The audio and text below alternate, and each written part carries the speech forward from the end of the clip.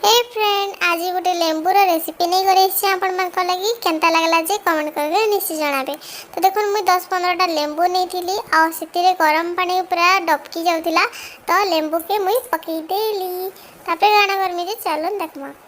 तो देखो टिकी जस्ट जेनता लेंबू नहीं सीझी जा सेटा मुई बाहर कर आनमी आटा के लेंबू आचार बनाबार लगी मुई रेडी करुचे आटा सब बाहर करदेली लेंबू टिकी सीझी गला परे इटा भी थिला जे इटा भी बाहर करदेली तापरे मुई इटा के किनी सुखे देमी खरा रे। तो इटा देखो मुई मसाला रेडी करबार लगी सब किसी धनिया जीरा मिर्चा मुर्ची सब के मुई रेडी करथिली आ देखो इटा 4-4 पीस करी करी मुई ऊपर इटा खरा रे सुखे देमी। तो देखो हेटा हे साला परे मुई खरा रे सुखे देली आ तापरे इटा ना से जेन भितरे देबार लगी गोटे घंटा ले मुई खरा रे सुखीथिली लेंबू के आटा जेन मसला मैंने आपने देखुन जे इटा सब मसला मैंने नहीं जीरा पाउडर धनिया पाउडर मेथी आउ लुण सब किसी ऐड कर आउ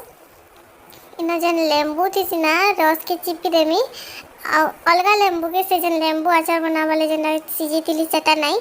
अलग लेंबू के चिपी कर से रस बाहर करी करी जेन मसला रेडी कर मुझे ऐड करमी आटा टे बेसी सुखा लगुच मत आउटे लेंबू रस देवाले पड़वा भाया लगुचे ठीक आउ टे रस देदेमी आना मिक्स करदेमी आई जेन लेंबू माने जेन गोटे घंटा लगे मुझे सुखी थी से आनिक भरीदेमी जेन मसला मुझे रेडी करे। तो देखो यहाँ जेन मसला के ना निजे मुझे रेडी करे जीरा धनिया तापरे कला जीरा सुखा मिर्चा तापरे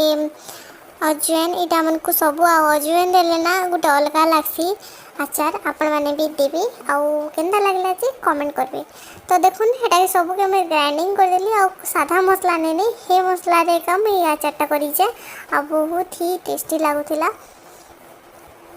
आ देखुन एटा सब के मैं भरी दउचे न आ आपण मैंने भी ट्राई कर देखबे ये आचारटा बहुत टेस्टी लागुथिला बहुत भल लागला भी आ देखुन एटा मुई सब भरी सारला परे मुई गोटे जार रे एटा के पूरा जाकी जाकी भरी देमी आ जदि आपण मन को वीडियो भल लागला टिके टिके लाइक कर देबे हमर चैनल के सब्सक्राइब कर देबे। बाय।